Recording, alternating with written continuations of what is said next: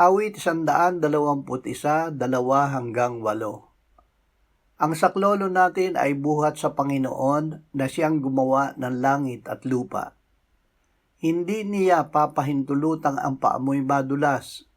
Siyang nag-iingat sa iyo ay hindi matutulog.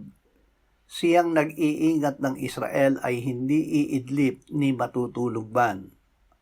Ang Panginoon ay iyong tagapag-ingat. Ang Panginoon ay lilim mo sa iyong kanan. Hindi ka sasaktan ng araw kapag araw, ni ng buwan man kapag gabi. Iingatan ka ng Panginoon sa lahat ng kasamaan. Kanyang iingatan ang iyong kaluluwa.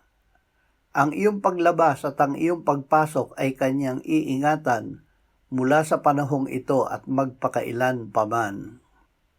Diyos ang nag-iingat.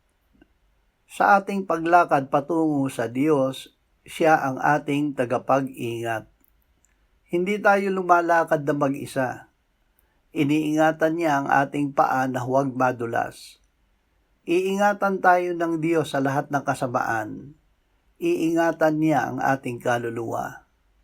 Tanggapin natin ang ginagawang ito ng Diyos sa atin sa pamamagitan ng pananampalataya na ibinigay niya sa atin si Jesus na kanyang anak.